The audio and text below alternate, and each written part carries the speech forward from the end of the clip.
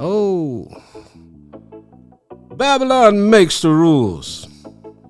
We're here in the belly of the beast, better known as Des Moines, Iowa. In the words of what I learned from beyond, out of the place of wrath and tear looms but the horror of the shade. And yet the menace of the year finds and shall find me unafraid. It matters not how straight the gate, how charged with punishment the scroll. I am the master of my fate. I am the captain of my soul. Hello, everyone out there in media world. This is Dr. Nagus Imhotep coming to you today as the cultural competency strategist for Redlining Consultancy Group, LLC, here in Des Moines, Iowa. If you need to contact me, email Rudison, RUDISON, 2010 at gmail.com. Our topic for today is dealing with Fairhousing and Redlining and Segregation in Iowa. What a topic. Earlier in this month, the celebration of the Fair Housing Act of 1968 was ratified 55 years ago. And here in America today, the land of the free, the home of the brave, one of the wealthiest nations on the planet, its citizenry, not all, but many sleep in the streets today. Housing should be a civil right. It should be a human right to have affordable housing. Yet we look into this society and we see here in the country the birthing of redlining occurred in the 1930s. And the federal government created this plan to divide where its citizenry could live. Wealthier communities were labeled as blue. Green was well-to-do off, not the best, but better, upper middle class. Yellow was a color that we know means caution. And red means stop. Redlining. Redlining has occurred in the past and is still here today. Here in the city of Des Moines, there's an area of downtown Des Moines right now where a lot of people are utilizing a space. It's called Mainframe. Right there at that same building on Keosauqua is where a vibrant black community had a enterprise zone, better known as Center Street. Center Street had its own businesses, barbers, beauty shops, different parlors, clothing, cleaners, all types of businesses. But yet, it was a thing that came along called urban renewal. And urban renewal, when you say it to someone who is in the marginalized class, black, Hispanic, are not the majority class here in this society. Urban renewal means it's time for you to get up and move because we're taking your land. And that's how the United States government planned it. To this day, redlining still occurs because when communities were labeled as red line areas, bankers would not invest in those areas. So today we see these same areas in this city where divestment occurred, and there's hardly anything in those areas where there are revenue builders. To tell the truth, the majority of those areas are inundated with nonprofit organizations. These organizations are set to try to alleviate a problem, but yet they are not revenue builders. One of the biggest nonprofits in the near north is Mercy Hospital. They employ a lot of people, yet they don't generate revenue and pour it back into the neighborhood as much as private businesses would. So when you look at schools like North High School and East High School or Lincoln, their schools don't look like the more affluent schools today.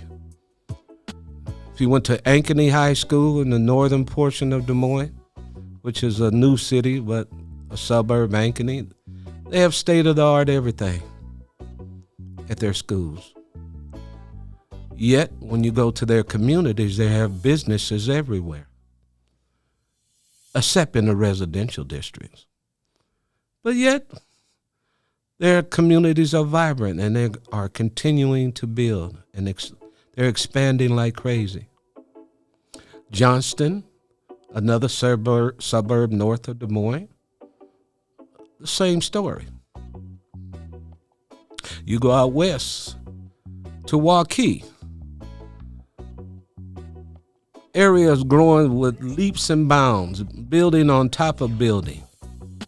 It's the new place to stay, the new place to move, the new place to be, because everything's going on in Waukee.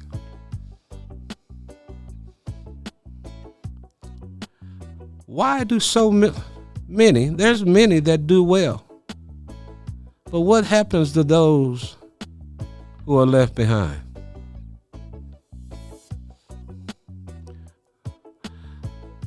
Currently, I work as the chair for the City of Des Moines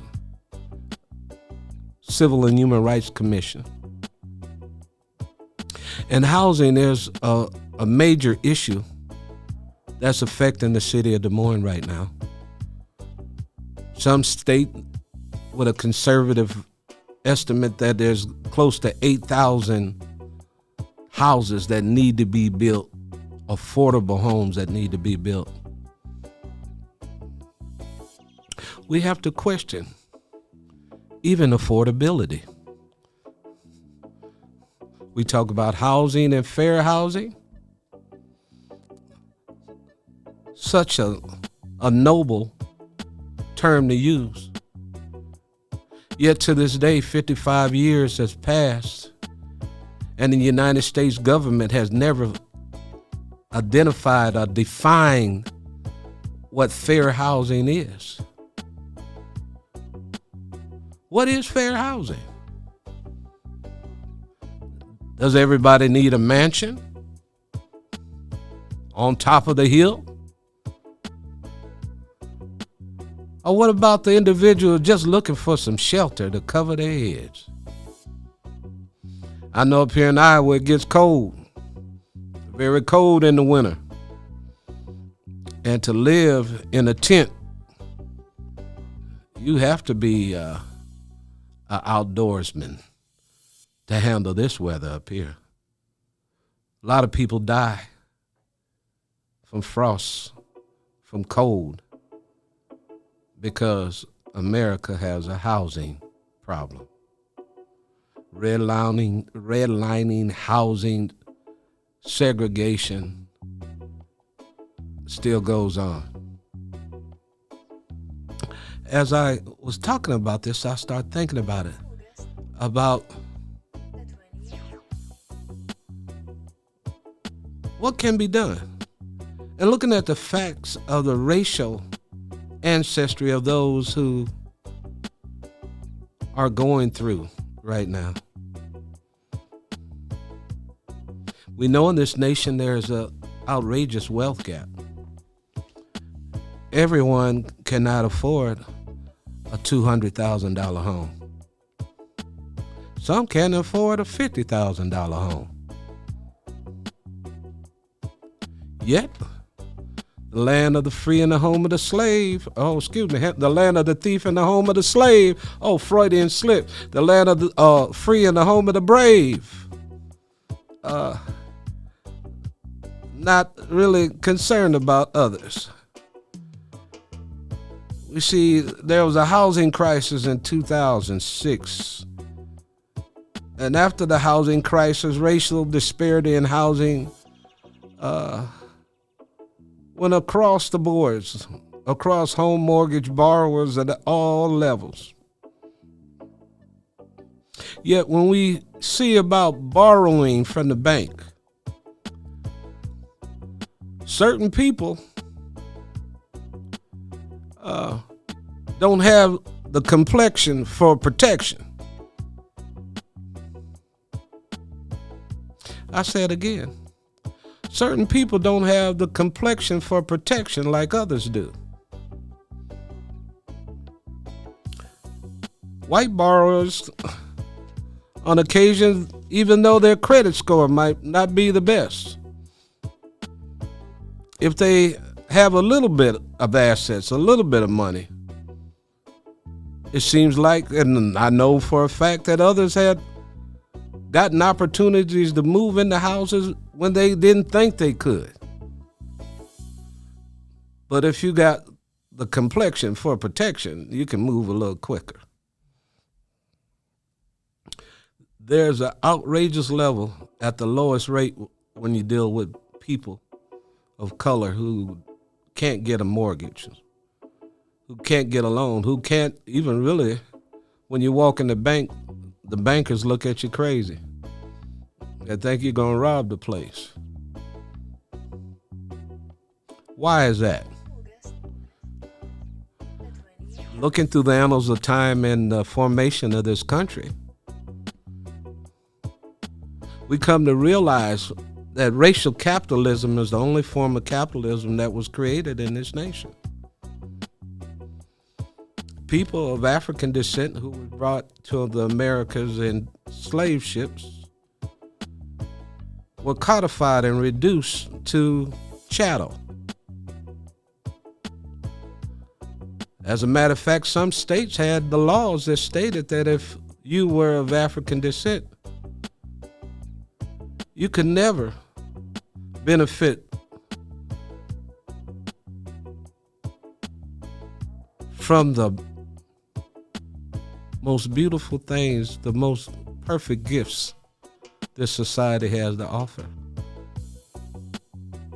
The amenities that this society has to offer.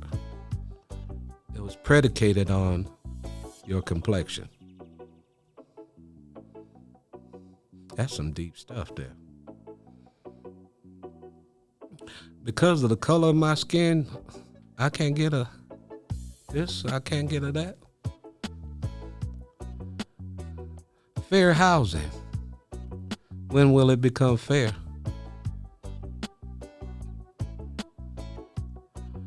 Richard Rothstein wrote a book in 2017 called The Color of Law, The Forgotten History of How Our Government Segregated America. If you haven't read the book, I would advise you to go and look at it, because it brings forth some very, very important information. Most of those areas that were redlined were in areas where manufacturing plants were.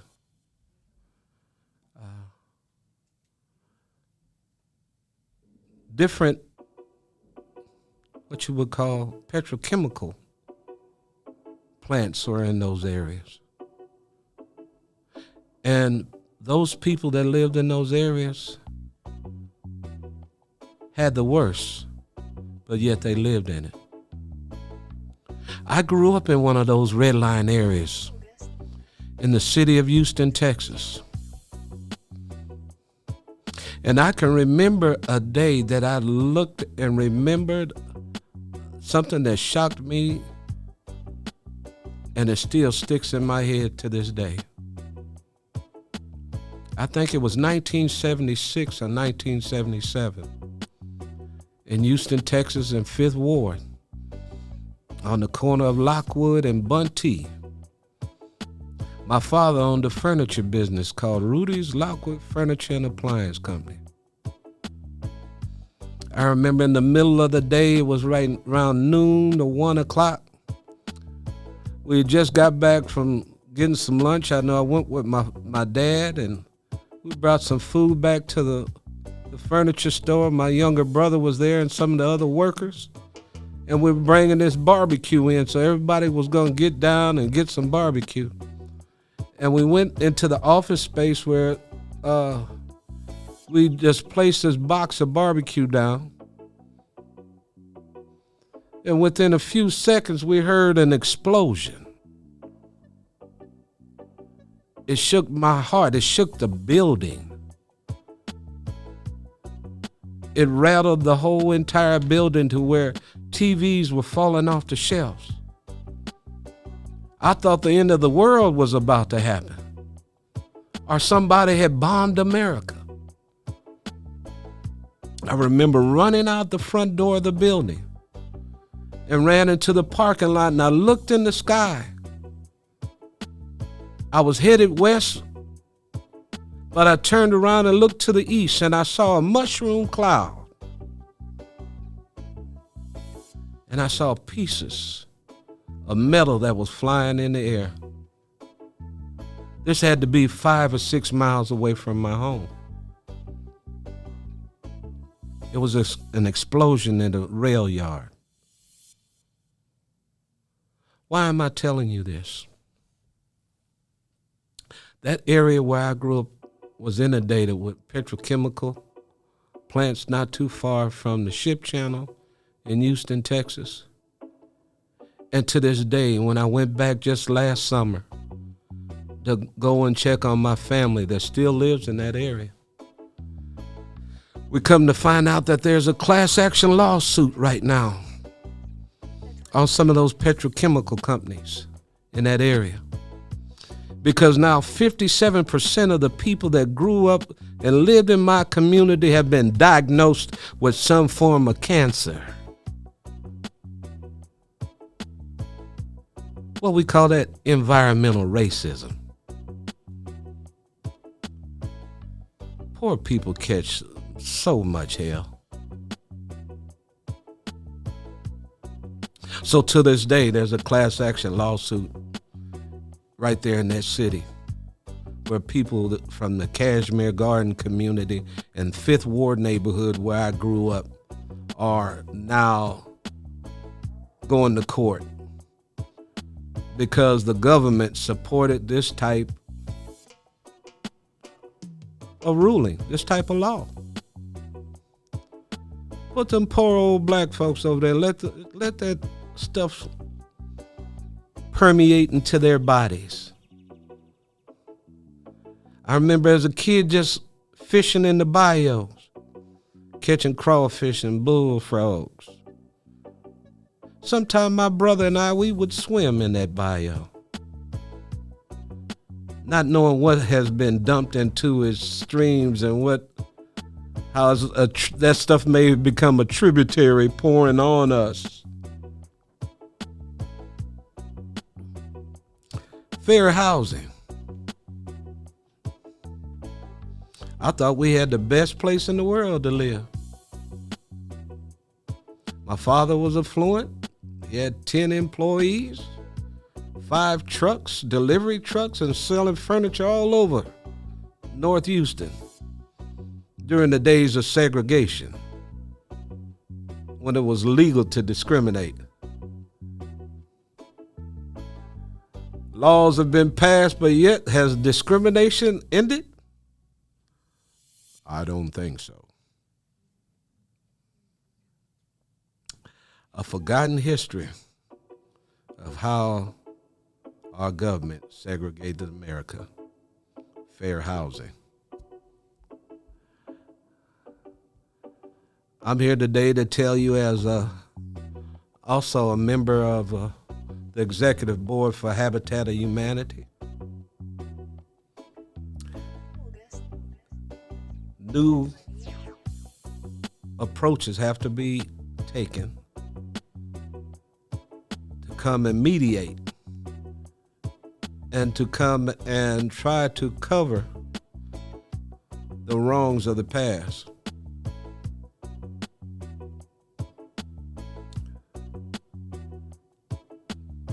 Key stakeholders and city officials are scrambling, trying to do everything to keep the natives calm.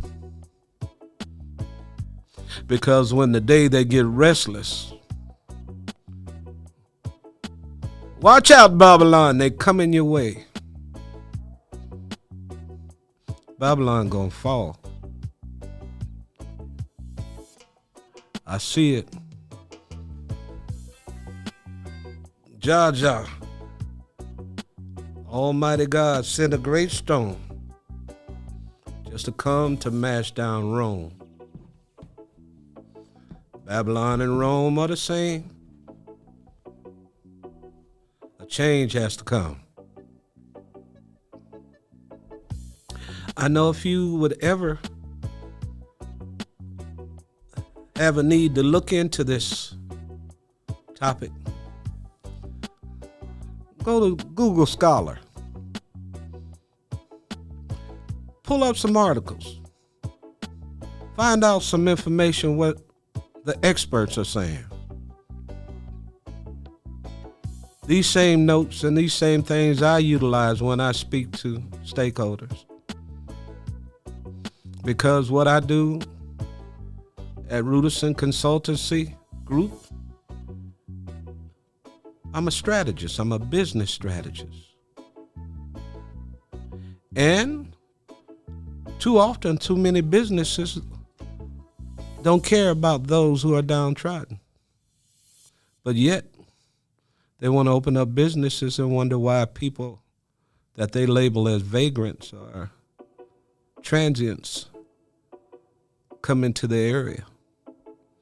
They don't want them around because they're a nuisance. You don't want your business to look and become an eyesore by people hanging. But in a minute here, if we don't look at what we're doing, it's going to be a rude awakening. I was listening to some city officials even talking about vagrancy laws. Well, the poor have nowhere to rest their head, but they don't want them to rest it at their bus stop. I don't want them coming up to my Quick Trip begging money from people. Why don't you get those people off the corner at that stop sign where they got the sign talking about we'll work for food in the land of the free and the home of the brave. Mystery Babylon, your kingdom is falling. And Rahab, Ethiopia's calling. Fairhousing. Wouldn't it be nice if things were fair? I declare, I wish it was fair. Fair housing.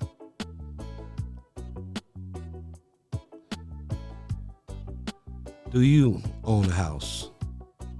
Or do you rent? Or are you staying with someone? Are you in a shelter? Or are you on the streets? Babylon makes the rules, but I hear a voice in the winds, and it's a voice of change.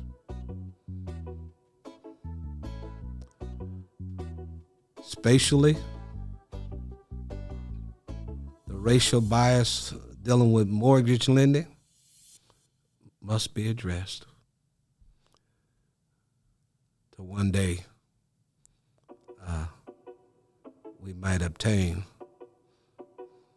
what we call utopia if we all think about one another. I know this is quite an unusual topic, but it's something that needs to be addressed. I listen to all these different organizations talk about diversity, equity, and inclusion, but there's no diversity, no equity, and no inclusion if it's not economics. We need economic diversity, economic equity. Ooh, that's scary. Because somebody that has an awful lot don't want to see somebody else get some of it. Why does somebody have to have it all when there's enough for one and all? The world should know. Here in this society, white represents property. In this society, black represents criminal.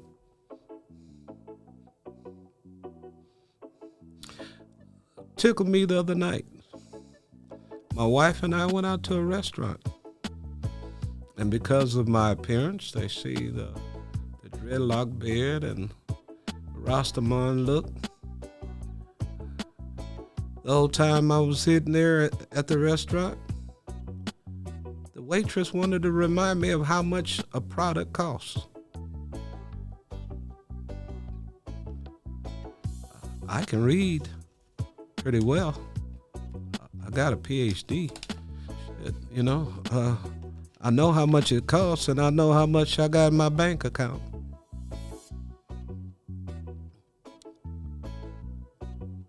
Visual perceptions. People automatically push their prejudice just on vision. It doesn't look right.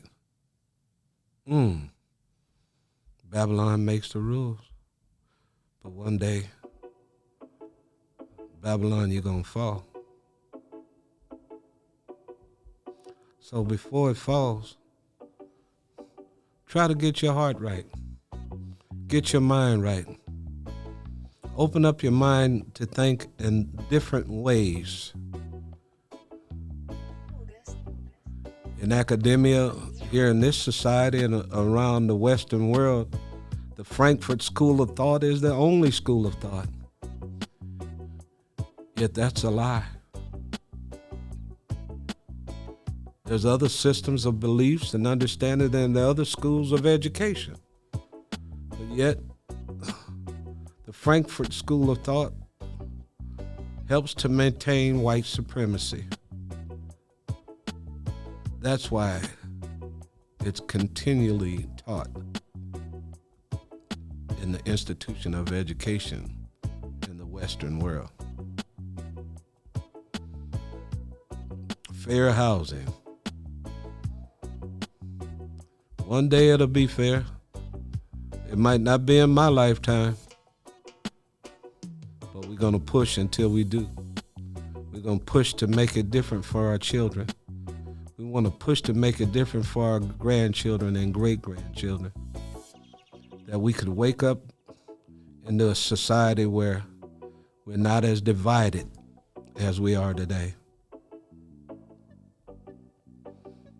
I know just a couple of weeks ago, I'm going off on a tangent right now. A couple of weeks ago, I was at the Iowa Law Enforcement Academy. I teach race relations. I'm a race relations expert, been licensed through the state of Iowa as a race relations expert in regards from an African American perspective. And I was teaching a class.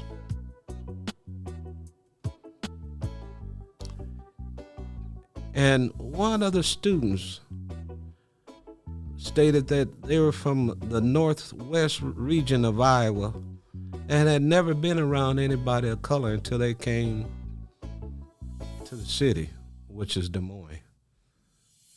They had to interact with other law enforcement cadets who were of color, a few of them in the crew.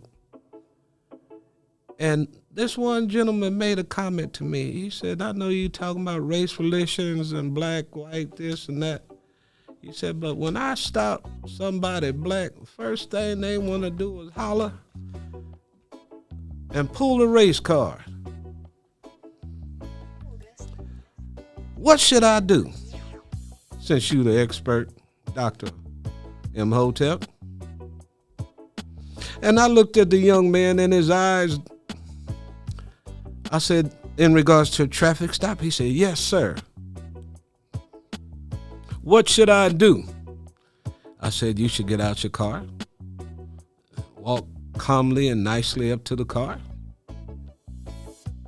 and treat that person the same way you would treat your grandmother if you stopped her. You could see his demeanor change. I said, yeah. Because the most important thing you have as a law enforcement cadet or officer is not your weapon. It's your mind.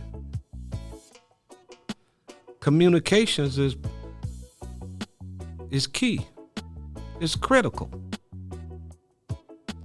So I'm using this podcast to communicate to the outside this world to let them know that Babylon makes the rules, but Babylon's falling. We were here talking about fair housing. And there's a dire need for fair housing. There's the dire need more than just for fair housing. There's a need for housing for the homeless. I was doing some research last week and I saw over in Seattle. Seattle was doing some things, Salt Lake City, Utah. It was Salt Lake City, Utah, and they're doing some things to help the homeless. They're making little portable single unit dwellings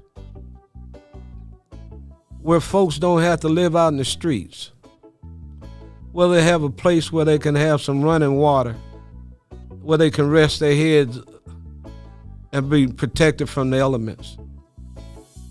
And in these organizations, that one area that they created there in Salt Lake City, there are social workers in the area to help the people in those areas with resources who needed them. I think that's a more kinder, gentler way to try to help folks.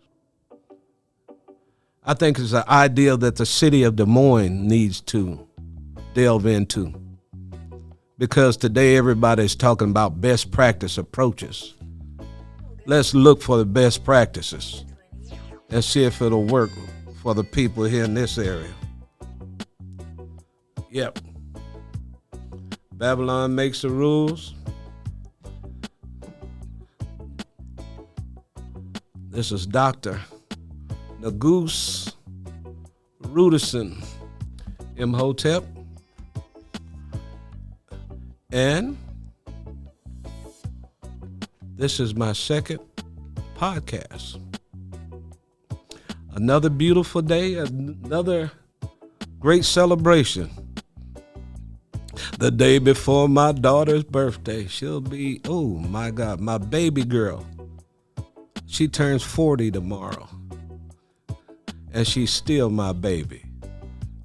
Don't mess with her, because you might wake up bomb. Don't mess with my baby. Babylon makes the rules. We was talking about fair housing. I had a guest that was supposed to be here today, but something conflict schedules, so I winged it on my own.